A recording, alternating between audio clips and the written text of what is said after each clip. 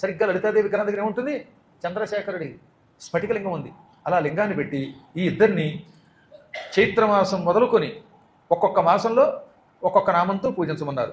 అందులో మొదటి మాసంలో చైత్రమాసంలో 1వ శ్లోకం నుంచి 10వ శ్లోకం వరకు లలితా సహస్రనామం, 2వ మాసంలో 21 నుంచి 30, అలా 12 మాసాల్లో 11 మాసముల వరకు వరసగా 10 శ్లోకాలతో అర్చన చేయాలి. ఇక మిగిలిన శ్లోకాలు ఉంటాయి కదా, ఆఖరి శ్లోకాలు మిగిలిపోయినవి అంటే 111వ శ్లోకం మొదలుకొని చివరి శ్లోకం వరకు ఆఖరి మాసంలో పాల్గొన మాసంలో చదువుతూ అమ్మవారికి అయ్యవారికి కుంకుమ పూజ చేస్తే అటువంటి వారు సంపూర్ణంగా లలితా పరమేశ్వరుల యొక్క అనుగ్రహం పొందుతారు.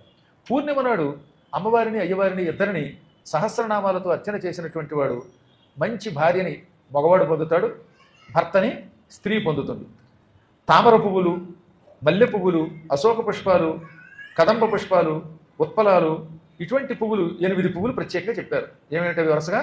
మల్లికాశోక కమలం, కదంబోత్పల చంపకం, కుబ్జకం, కరవేరంచ, బాణమల్లానుపంకజం, సింధువారంచ సర్వేషు మాసేషు కుసుమం స్మృతం.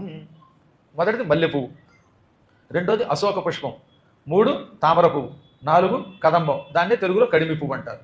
ఆ తర్వాతది ఉత్పలం, కలువ పువ్వు, చంపకం, సంపంగి పువ్వు, అమ్మవారికి చాలా ఇష్టం అన్నమాట.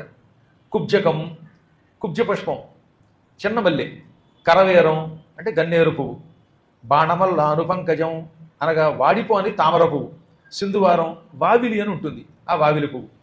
ఈ పువ్వులతో అమ్మవారిని అయ్యవారిని పూజించాలి. ఒక్క సంపంగి మాత్రం శివుడికి ఇవ్వకుండా ఉండాలి. ఇలా పూర్ణిమ నాడు ఈ పువ్వులతో పూజిస్తే శివుణ్ణి అమ్మవారిని అటువంటి వాడు ఈ లోకంలో సకల భోగాలు అనుభవిస్తాడు. శరీరం విడిచిపెట్టిన తర్వాత అమ్మవారి దగ్గరికి కడతాడు. నారీవాకురితే యాతు